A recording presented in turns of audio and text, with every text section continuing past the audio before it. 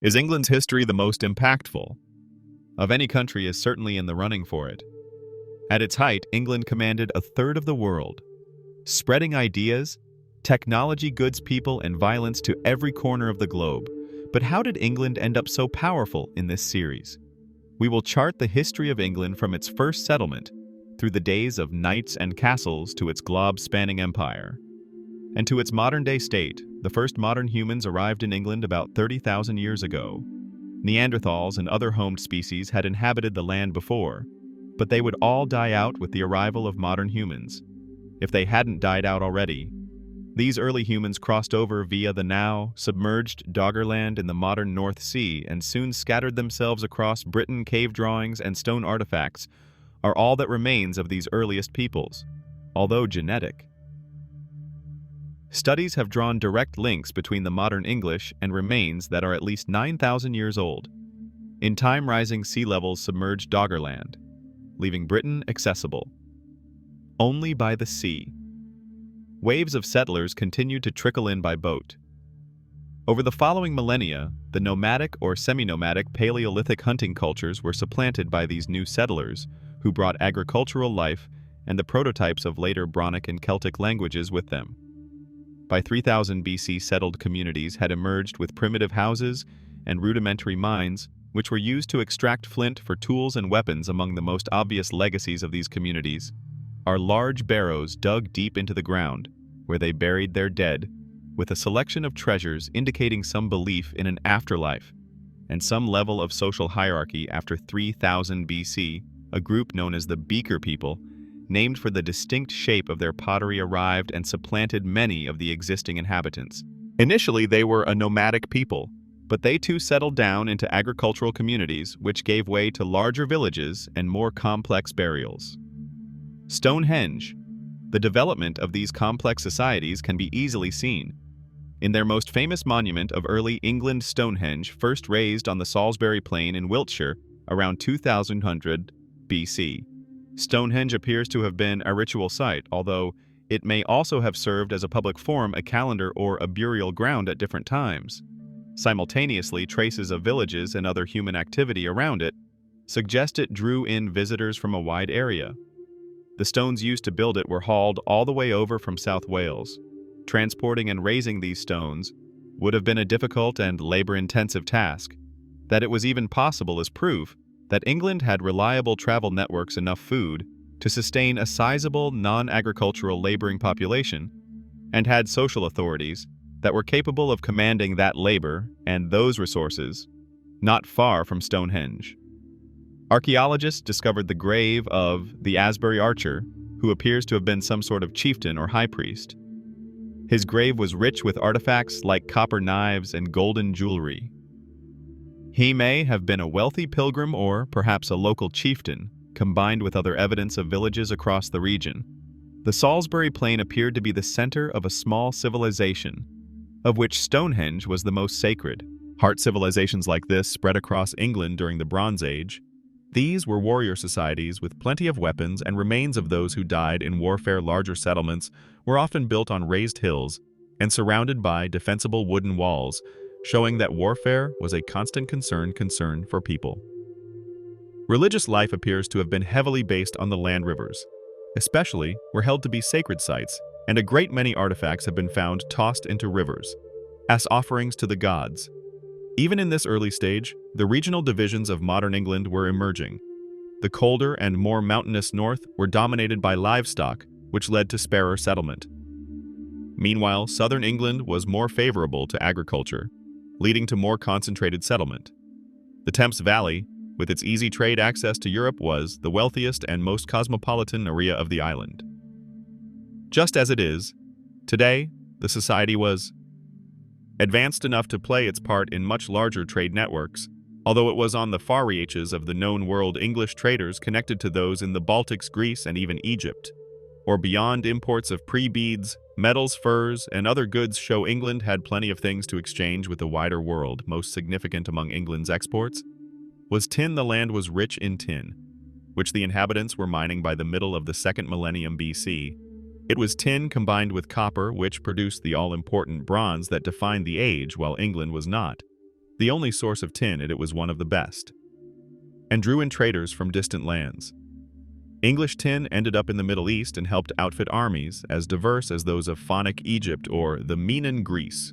Of course, the English works with bronze themselves to outfit their warriors and leaders, with bronze weapons, shields, jewelry, and other tools or treasures that became symbols of the native ruling class from the 7th century BC. A new wave of people arrived. The Celts. The Celts were an advanced, aggressive people who swept into England from the continent, bringing iron formal kingdoms and money that was new to the island. Iron weapons were superior to bronze, allowing the Celts to sweep away the disunited tribes. Furthermore, iron tools made for better farming implements, allowing the Celts to set down larger settlements that grew much faster. The defining feature of this new Iron Age in England was the hill fort. Expanding upon earlier Bronze Age designs, Iron Age hill forts were large fortified settlements built into hills and ringed by large walls. From these forts, local rulers could command obedience from surrounding tribes. The largest Iron Age hill fort was Maiden Castle in Dorset, which encompassed a 47-acre area at its height during the 5th century BC. It appears that the Celts relegated the existing Britons to second-class status and enjoyed a superior aristocratic status. Celtic society has two major divisions. The warriors and the priests, known as Druid. Celtic religion was deeply rooted inland and nature, which were infused with spirits. As told by the Druids, Celtic society also developed a distinct artistic style defined by the use of flowing curves that are still recognizable today in 325 BC. The Greek merchant explorer Pius landed on the island shores, marking the first recorded visit from an outsider to the island, which he names Pran or Britannia. The account of his visits survives only in references from other authors. But we know that he visited Thetan mines in Cornwall and founds Britain to be a generally peaceful place, ruled by many independent kings and princes over time.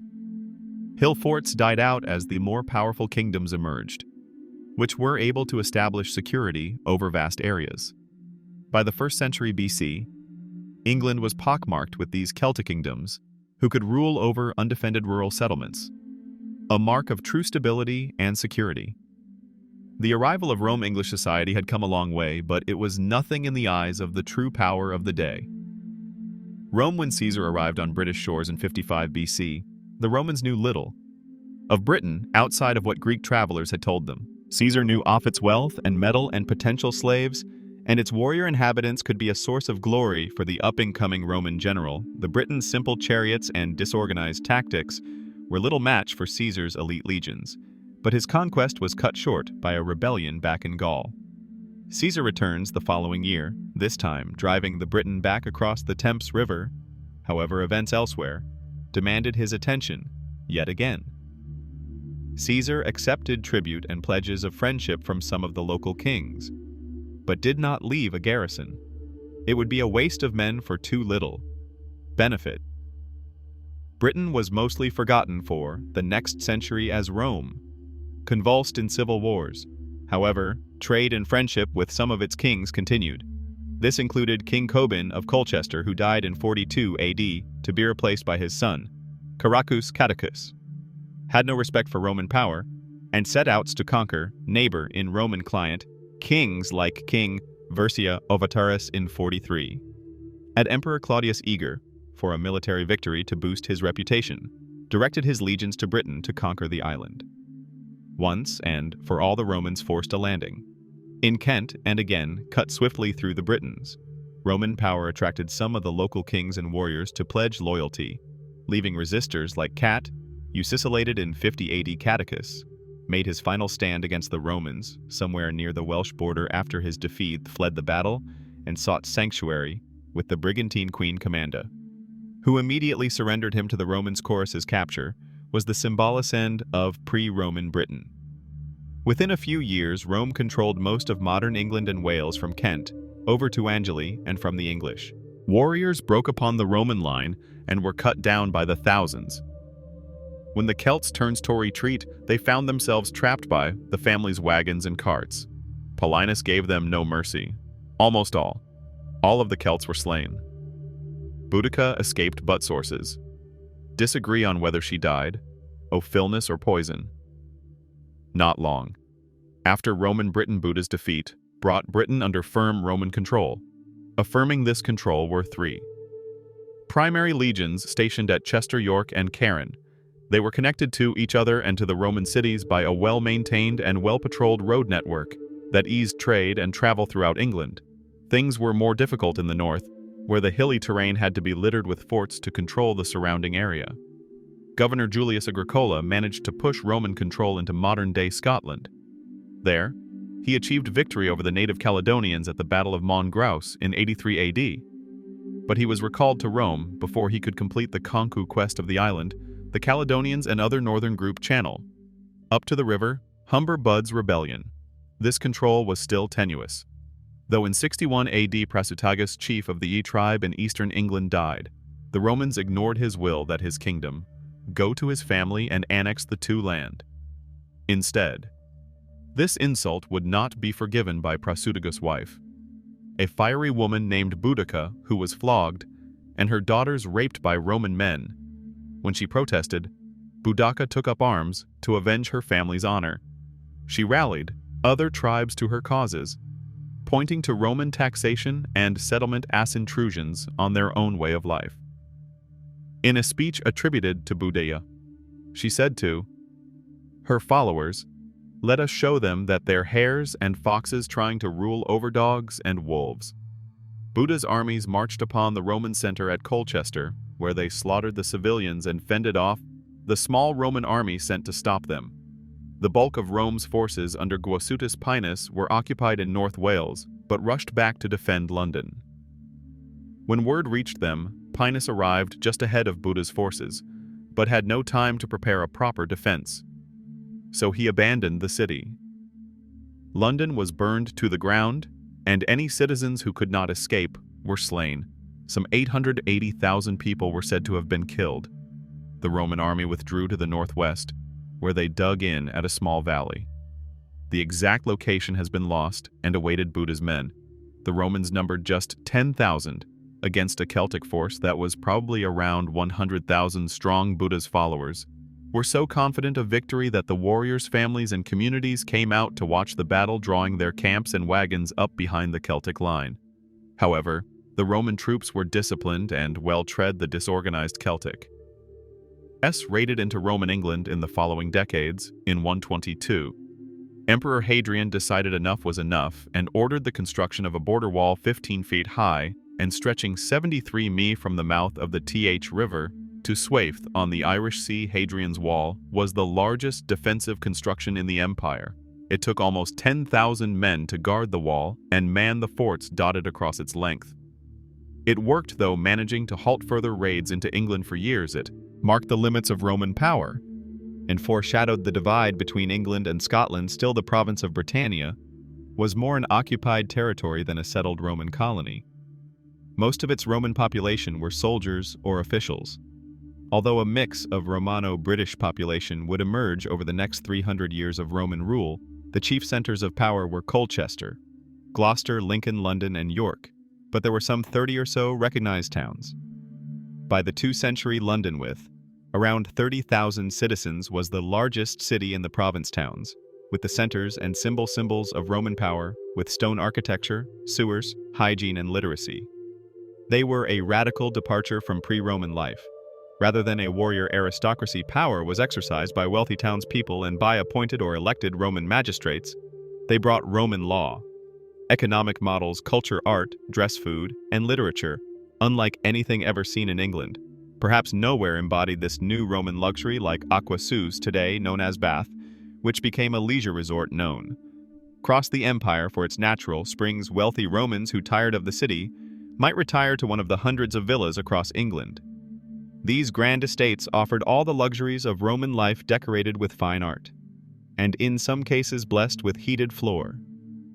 Usually commanded large estates upon which slaves or tenants would grow crops, raise animals, or practice other crafts to support the villa's owner.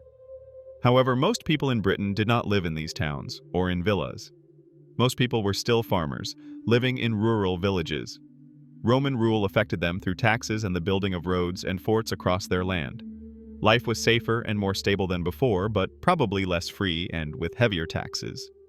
Rome extracted both monetary taxes and a grain levy for its troops, which many Britons struggled to pay. One solution was to pivot to livestock rearing, which was much more lucrative than crop-raising. Sheep were the favorite, and Roman Britain became the center of a thriving wool industry.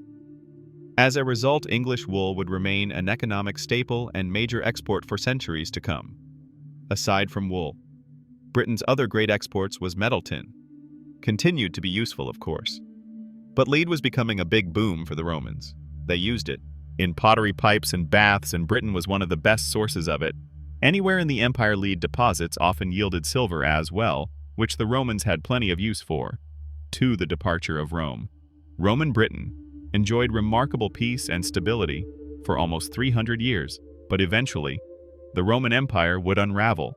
The Roman Empire was afflicted by internal strife, barbarian invasion, and economic collapse, all of which fell hard on Britain by the 3rd century. The Saxons, from the northern coast of Europe, began raiding along the coast. The Huns struggled to fend the in 367.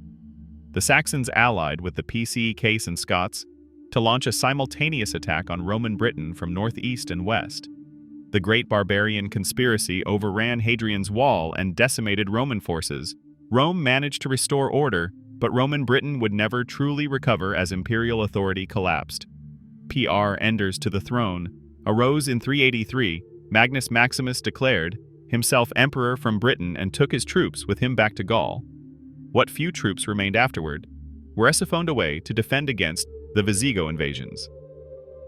In the 390s, throw in yet another Roman commander in Britain, Constantine III, declaring himself emperor in 407, and there were precious few men left holds the island. Roman rule ended with a whimper. The last Roman soldiers and officials left in 409, never to return. They left behind an island of advanced Roman towns, ruled by a Romano-British aristocracy, surrounded by a countryside with an overwhelming population of rural Celtic Britain, to whom Roman rule had meant little more than taxes, and roads over the coming decades and centuries. The Roman forts and many of their cities fell into ruin. The peace and unity of the Roman days faded, its legacy enduring only inroads, ruins, and a few major cities, and perhaps most of all Christianity. A new chapter had begun, one that would be defined by waves of new invaders, that would forge a new nation out of the ruin Rome left behind.